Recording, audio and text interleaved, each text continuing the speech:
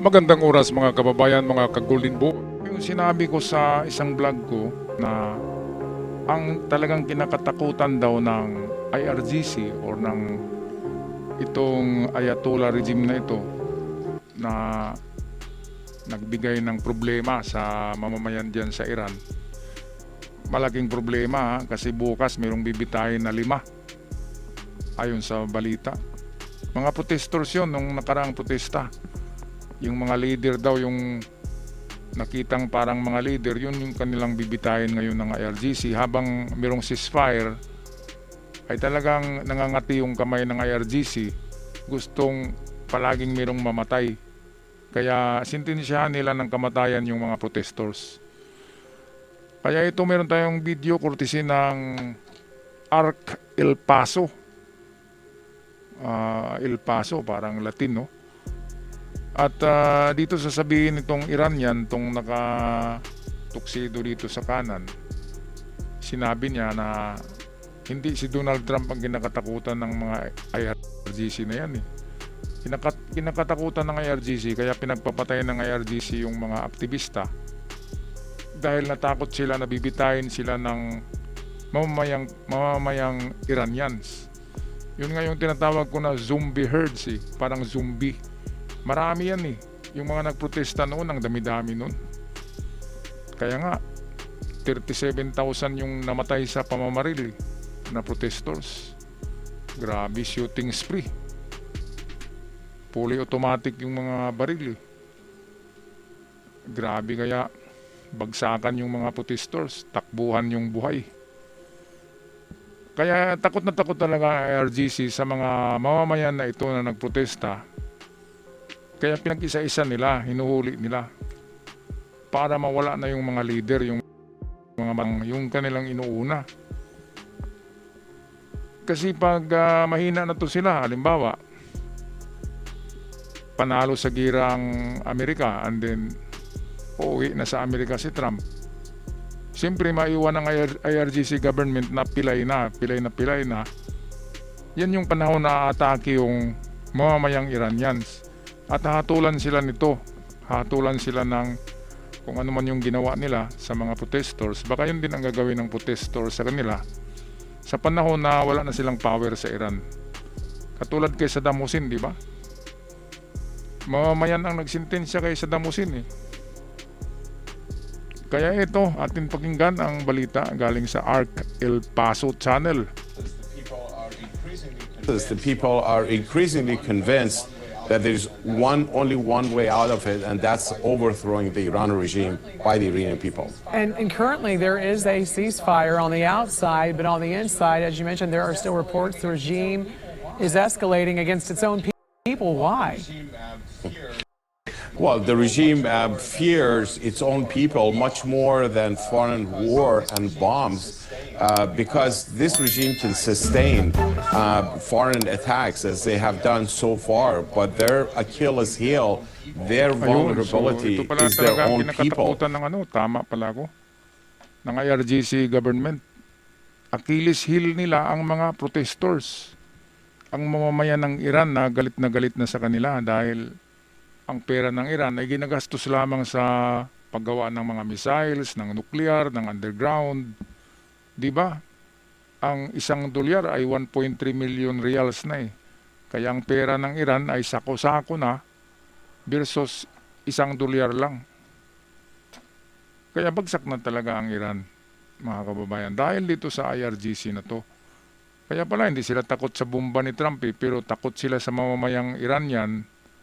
Kasi dudumugin talaga sila niyan na parang zombie.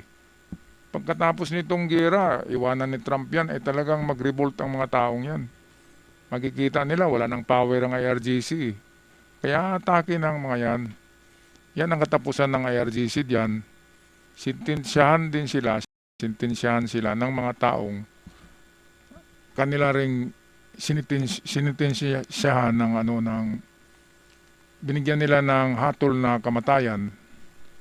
So ganun din ang babalik sa kanila, di ba?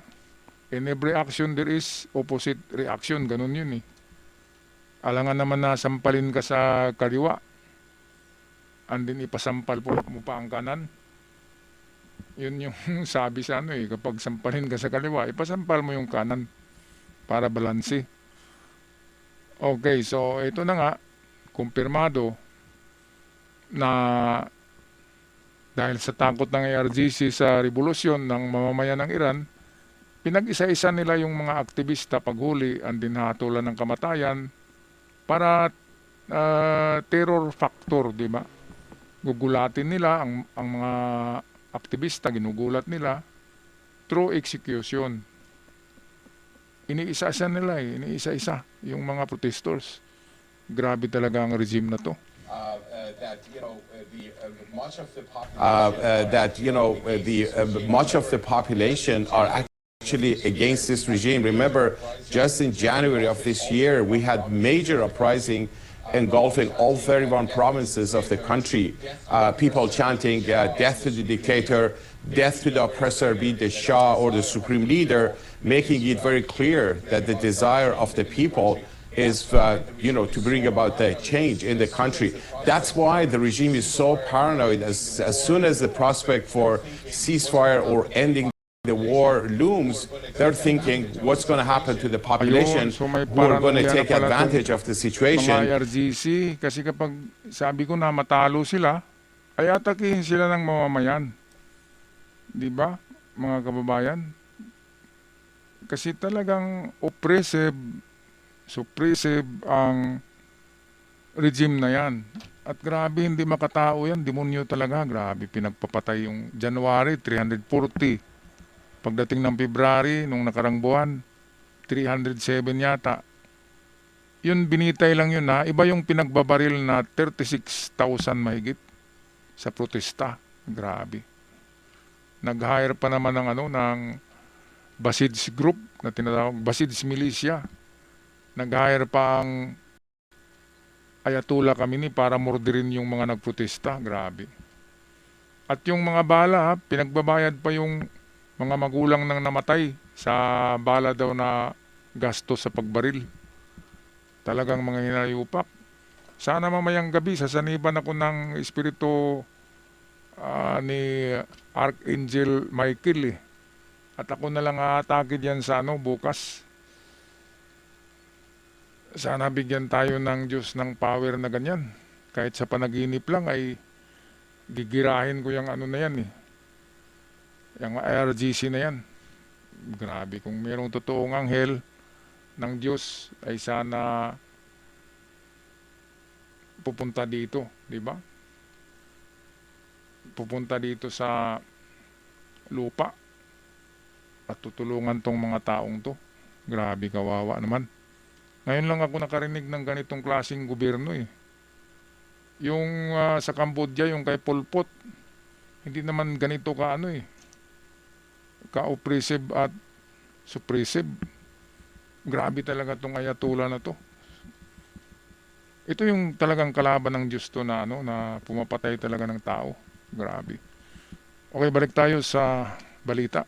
And escalate their opposition to the regime.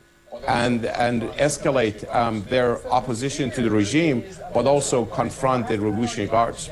So the fear is of another uprising. Why hasn't that already happened yet? Why haven't they overtaken the government? Well, this is a regime that the whole world is stuck with it. They have all these repressive agencies. This regime is built on killing its own people. That's why there is a process, and we have had uprisings since 2017. Every time there is uprising, it's longer lasting, deep-rooted, more people get involved, and the regime has not succeeded in crushing it. Only days after the regime crushed the January uprising, they made an opposition movement, the MEK, which is the same movement that exposed all the major nuclear sites of Iran and acts as the engine for change. They launched a strike against the headquarters of the Supreme Leader Khamenei, using 250 of their members, showing the world that the desire for change is not something from outside. It's very indigenous from inside by the people of Iran, showing the power and the capability of the movement, but also show the vulnerability vulnerability of this regime. That's why the strategy basically, especially the younger generation, is increasingly being convinced that you need to combine a force that is able to confront the Revolutionary Guards in addition and on top of the popular discontent. So what should the U.S. and its allies be doing right now?